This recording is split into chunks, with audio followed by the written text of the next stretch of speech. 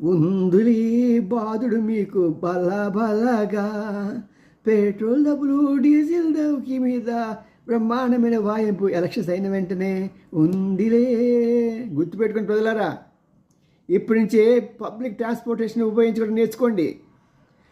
అవసరం ప్రభుత్వం రేటు పెరగలేదు కదా అని చెప్పేసి పెట్రోల్ని ఇష్టం వచ్చినట్టు వాడకండి, డీజిల్ని ఇష్టం వచ్చినట్టు వాడకండి.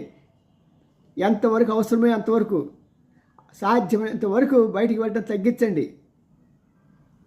దీనికి తోడుగా ఈ పెళ్ళిలో ఖర్చులు కూడా బాగా తగ్గించండి.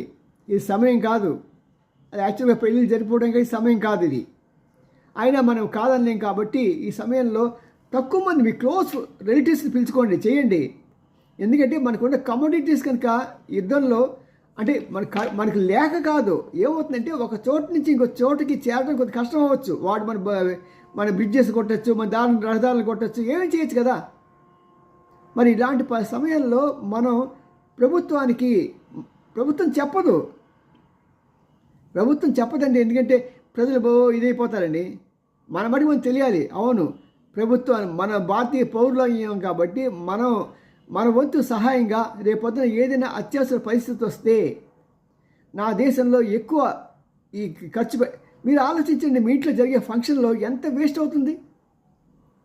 ప్లేట్లో ఇన్ని పెట్టేసుకుంటారు, ఏమి తింటారు, ఒక ప్లేట్ అక్కడ పడేసి మళ్ళీ ఇంకో ప్లేట్ తీసుకుంటారు. ఎంత దారుణం. నేను మీకు ఒకటి చెప్తాను, మీరు బాధపడితే బాధపడండి, కానీ నేను స్పష్టంగా చెప్తాను. నేను విజయవాడ వాడిని, కొండ బద్దలు కూడా చెప్తాను. ప్రతి ఒక్కరికి నూకలు రాసి పెట్టి ఉంటాయి. నూకలు అంటే గింజలు.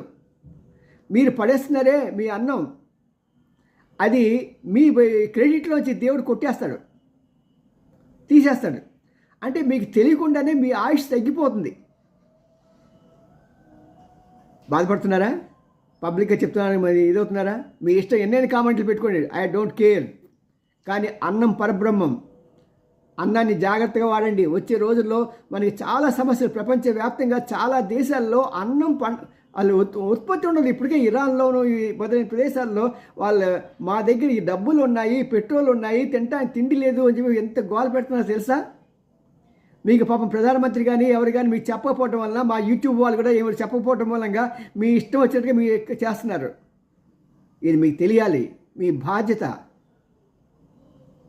గల పౌరుగా మీరు ప్రతి దాన్ని జాగ్రత్తగా ఖర్చు పెట్టండి.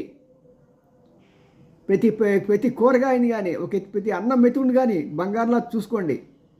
మనకి రేపొద్దున ఎంతో అవసరం. ధాన్యాలు అవన్నీ పంటలన్నీ కనీసం ఒక 2 years 3 years కావాల్సిన స్టాక్ ఉండాలి మనకి, ఇంట్లో కాదు దేశంలో.